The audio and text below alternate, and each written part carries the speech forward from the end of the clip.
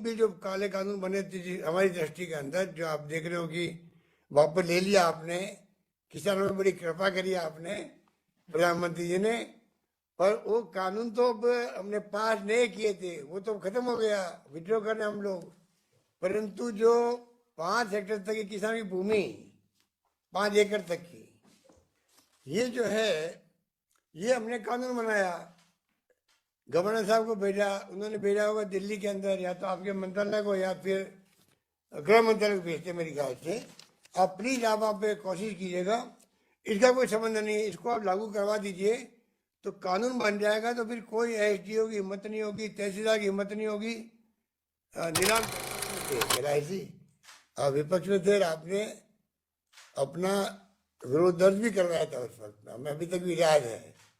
तो इसलिए वो हम भूले नहीं अभी तक भी। आपका उसी वक्त से आपकी ये शुरुआत हुई राजनीति की, और आपने बड़ा जंप किया है और आप केंद्रीय मंत्री बन गए हो। तो ये नौबत नहीं आनी चाहिए। मैं समझता हूँ कि आप केंद्रीय मंत्री हो तो प्रधानमंत्री जी को हम सब की भावनाओं का अवगत कराएंगे कि सरकार पूरी तरह कंधे से कंधा मिला करके, हम चाहेंगे जैसा आपने बार बार कहा, हम सब मिलकर के राजस्थान का विकास करें, राजस्थान का बाड़मेर का। आप निश्चिंत रहो, वही भावना हम सबकी रहेगी, उसी ढंग से हम चाहेंगे कि विकास तेज गति से हो। और अभी जो कैलाश चौधरी जी ने कहा, मैं समझता हूँ कि इसमें कोई विवाद की बात नहीं है, क्योंकि ये तो रिफाइनरी की बात तो धारीवाली ने इसलिए कह दी कि वो अनफॉर्चुनेटली सरकार बदल गई थी राजस्थान के अंदर, और उसको प्रोजेक्ट को बंद नहीं करना चाहिए था। ये कहा गया वसुंधरा जी के वक्त में, 26% भागीदारी क्यों राजस्थान सरकार की, तेल हमारा, बिजली हमारी, पानी हमारा, भागीदारी 26% क्यों। उससे हो सकता है कि उनको जो एडवाइस दी अधिकारियों ने वो ढंग से नहीं दी हुई, या तो क्योंकि रिफाइनरी में भागीदारी स्टेट की होती नहीं है, पूरे देश के अंदर कहीं नहीं है। आसाम में 8-10% भागीदारी मुश्किल से होगी, और ये काम राज्य सरकार में होता भी नहीं है। और जो बड़ी बड़ी कंपनी है, चाहे आईओसी है चाहे एचपीसीएल है, ये तो बाकायदा इनके कई रिफाइनरी चलती है, कई रिफाइनरी घाटे में भी चलती है, तो दूसरी रिफाइनरी नफे में होती है, तो उनकी खाना पूर्ति हो जाती है।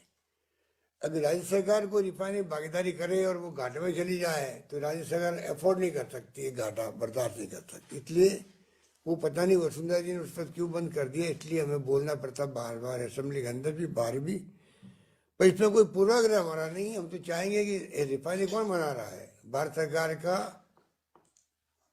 तेल कंपनी एचपीसीएल बना रही है, 26% भागीदार राजस्थान सरकार की है। मैं कैलाश जी से चाहूँगा कि वो पूरी रुचि ले इसके अंदर भी, जिससे ये काम भी समयबद्ध रूप से आगे बढ़े, पूरा हो। क्योंकि हमें चिंता इस बात की भी है और शिकायत भी है कि जो रिफाइनरी 40,000 करोड़ के आसपास थी, वो आज करीब, आपको शायद मालूम नहीं होगा कैलाश जी, वो 70,000 करोड़ से पार जा रही है। अभी ये बात कोई एचपीसीएल ने बाहर कही नहीं है, आप मालूम करना। तो आप बताइए, कहाँ तो 40-39,000 और कहाँ वो 70,000 से क्रॉस कर जाएगी, इतना बड़ा एक्सपेंडिचर होगा। और अभी तक तो बन जानी चाहिए थी ना, उसका लाभ आपको भी मिलता, सबको मिलता, पूरे प्रदेशवासियों को मिलता। अब उसके अंदर और डिले हो गया, अभी तो आप देखो आधी भी नहीं बनी है। तो कोई सरकारें तो देखो डेमोक्रेसी में बदलती रहती है, सरकार के साथ में कोई भी काम बंद नहीं होना चाहिए। मेरा मानना है कि हमारी सरकार आती है, हम कोई काम बंद नहीं करते। जो बीजेपी सरकार होती है, उनके फैसले होते हैं, उनको हम कभी रोकते नहीं हैं, और उन कामों को आगे बढ़ाने का प्रयास करते हैं, क्योंकि समय किसी का इंतजार नहीं करता है। और आपकी सरकार आती है हमारे वसुंधरा जी की, तो हमारे सब काम रोक देती है, जिसमें रिफाइनरी बड़ा उदाहरण है। तो ये नौबत नहीं आनी चाहिए। मैं समझता हूँ कि आप केंद्रीय मंत्री हो तो प्रधानमंत्री जी को हम सब की भावनाओं का अवगत कराएंगे कि सरकार पूरी तरह कंधे से कंधा मिला करके, हम चाहेंगे जैसा आपने बार बार कहा, हम सब मिलकर के राजस्थान का विकास करें, राजस्थान का बाड़मेर का। आप निश्चिंत रहो, वही भावना हम सबकी रहेगी, उसी ढंग से हम चाहेंगे कि विकास तेज गति से हो। अच्छा लगा गुड़ा मालनी में अनुसंधान केंद्र की बात करी। ये मैं समझता हूँ कि इसका आने वाले वक्त में इम्पैक्ट पड़ेगा, क्योंकि अभी तक हैदराबाद और वो रिसर्च और लंबा चौड़ा काम था, जबकि बाजार पैदा राजस्थान में होता है। तो ये बहुत बड़ा काम आपने इसको केंद्र खुलवाने का निर्णय करवाया है। मैं उम्मीद करता हूँ जल्दी स्थापित हो जाएगा और ये काम आगे बढ़ेगा। कृषि मंत्री तोमर साहब से मेरी बात हुई थी, जिसका जिक्र अभी आप कर रहे थे। हम चाहेंगे कि उस काम को भी हम आगे बढ़ाएं, ऑर्गेनिक खेती को भी किस रूप में हम कर सकते हैं, उस पर कोई कमी नहीं आएगी। जहाँ तक एमएसपी की बात है बाजरा की, इसको आप स्टडी कर लें। 20 साल पहले जब मैं मुख्यमंत्री था तब हम लोगों ने एक बार एमएसपी से बाजरा खरीदा था राजस्थान के अंदर, परंतु उसके बाद में भारत सरकार भी अलाउ नहीं कर रही है, क्योंकि इसमें बहुत बड़ा इन्वेस्टमेंट भी है, बहुत कम समय में बाजरा खराब हो जाता है। तो आप कोशिश कीजिएगा, अगर इस पर हमें आपकी मदद मिलेगी तो हम तो चाहेंगे कि यहाँ के किसानों को भला हो। इसको आप लोग अपने हाथ में लीजिएगा तो मुझे अच्छा लगेगा। दूसरा, जो इतने विकास काम अभी मेवाराम जैन साहब ने गिनाए हैं, मेडिकल कॉलेज का जो मैं वादा करके आया था हॉस्पिटल, उसका बड़ा काम करीब लगभग 200 करोड़ का हो रहा है। आरयूबी का और आरओबी का भी काम जो है 36 करोड़ का और 3 करोड़ के हैं काम। राजकीय अभियांत्रिक महाविद्यालय का भी करीब 20 करोड़ के काम हैं। इतम आईसीयू के काम बन रहे हैं। पृथ्वीराज सिंह जी को मैं धन्यवाद देना चाहूँगा, जो भामाशाह वहाँ के हैं, जिन्होंने भी इसमें कंट्रीब्यूट किया है आईसीयू के अंदर। और जो उत्तर लाई जिप्सम हॉल्ट जालिया हरसानी सड़क 15 करोड़ के लगभग है ये। और पट्टे देने की बात में मैं कहना चाहूँगा कि पट्टे देने की बात में एक उस वक्त में भी आया था वहाँ पर जब बाढ़ आई थी, तो मुझे सोनिया गांधी जी भी आई थी, प्रणब मुखर्जी रक्षा मंत्री थे, वो भी आए थे, और आप विपक्ष में थे। कैलाश जी, आप विपक्ष में थे और आपने अपना विरोध दर्ज भी करवाया था उस वक्त में, हमें अभी तक भी याद है। तो इसलिए वो हम भूले नहीं अभी तक भी। आपका उसी वक्त से आपकी ये शुरुआत हुई राजनीति की, और आपने बड़ा जंप किया है और आप केंद्रीय मंत्री बन गए हो। आपको शुभकामनाएं। तो उस वक्त में जो पट्टे 15 हो गए, उस बात को कांग्रेस प्रेसिडेंट का आना, उस वक्त में प्रणब मुखर्जी रक्षा मंत्री थे, हम सब साथ में थे, भयंकर बाढ़ आई थी और कितने गांव में तकलीफ हुई थी, आपको तो मालूम, मुझसे ज़्यादा मालूम है। पर अब पट्टे का भी रमेश मीणा ठीक कह रहे थे, संघर्ष करना पड़ा बहुत लंबा, आखिर में उनको पट्टे मिल रहे हैं। इस बात के लिए हमें बहुत खुशी है। इसलिए मैं इतना ही कहना चाहूँगा, क्योंकि बहुत बातें कही जा चुकी है, समय बहुत ज़्यादा हो गया है, कि आज बाड़मेर में अनार की खेती होने लग रही है। बाड़मेर में खजूर की खेती की आप जो बता रहे हैं, जैसलमेर में, बाड़मेर में टिश्यू कल्चर का जो लॉन्चिंग मैंने की थी जोधपुर के अंदर, जो गुजरात की फर्म है, जो खजूर का टिश्यू कल्चर आया था, काफ़ी फैला हो रहा है। इसको और हम दिखवाते हैं।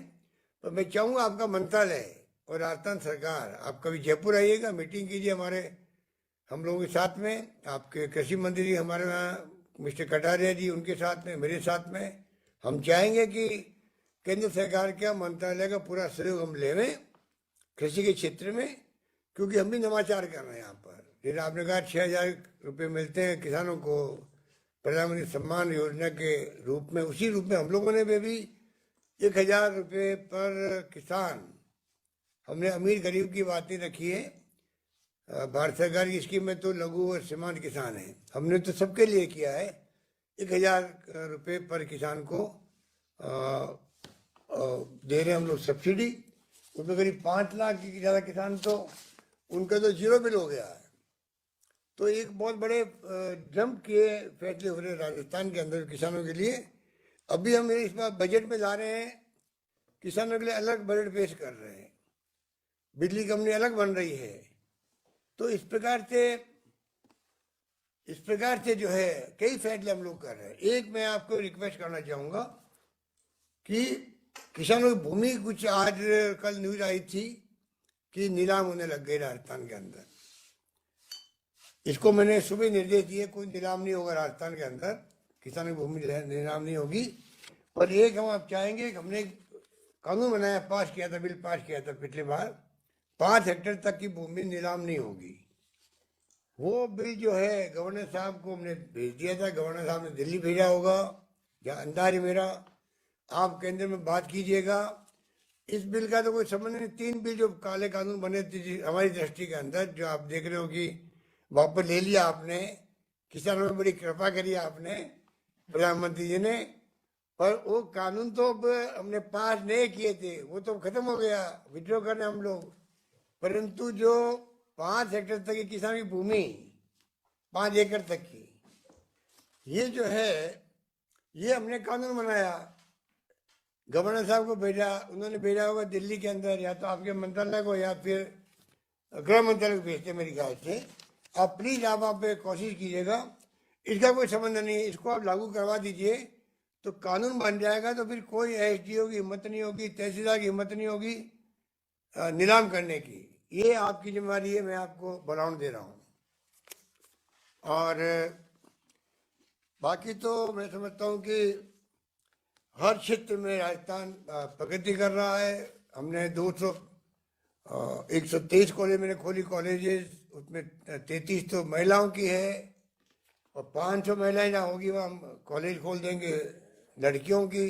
जहाँ स्कूल में 500 लड़कियाँ होगी पढ़ाई करने वाली, वो स्कूल बन जाएगी, कॉलेज बन जाएगी। तो फैसले हमने शिक्षा में, स्वास्थ्य के अंदर आपको मालूम है चिरंजीवी योजना लेके आए हम लोग, 5 लाख तक का बीमा सबके लिए कर दिया है, कैशलेस, दवाएं फ्री यहाँ पर है। इसलिए मैं चाहूँगा कि किस प्रकार से कनेक्शन की बात आपने कही, उसको मैं दिखवाता हूँ कि किस प्रकार कनेक्शन का पत्र कैसे जा सकता है, क्योंकि ये संभव होता ही नहीं किसी राज्य के लिए 100% आप वहाँ पर कनेक्शन कर दो।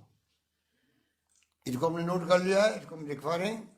और मैं उम्मीद करता हूँ कि डेजर्ट पार्क वाला मामला है, डेजर्ट पार्क का भी बहुत बड़ा इश्यू बना हुआ है। और एक और आप केंद्रीय मंत्री से कहना चाहूँगा कि ये जो गोडाउन वाला मामला है, उसको लेके सुप्रीम कोर्ट का जो निर्णय हो गया, उसके बाद में जो सोलर प्लांट लगने थे एक के बाद एक माहौल बन गया था बाढ़ में, जैसलमेर में, वो रुक गया है। उससे हमें बहुत बड़ा नुकसान होगा। तो ये भी आप डेजर्ट पार्क का भी और गोडाउन वाला इश्यू है, इसमें भारत सरकार का और राजस्थान सरकार का एक सा व्यू है सुप्रीम कोर्ट के अंदर। ये गोडाउन वाला मामला लेके जो रोक लगा दी है, सुप्रीम कोर्ट ने रोक लगा दी है, तो एक व्यूज है सुप्रीम कोर्ट के अंदर वहाँ पर भारत सरकार का, राजस्थान सरकार का। इसको भी आप परस्यू कीजिएगा। इस रूप में हम चाहेंगे कि ये एरिया जो है सोलर के अंदर भी आगे बढ़े, और डेजर्ट पार्क को लेके अपना कई समस्या आती है, आपको मालूम ही है, वो भी दूर हो। ये तमाम काम हम करना चाहेंगे। तो यही बात कहता हूँ मैं, मेवाराम जैन साहब, आपको और तमाम आपके जिले के तमाम विधायकगणों को, तमाम जनप्रतिनिधियों को, तमाम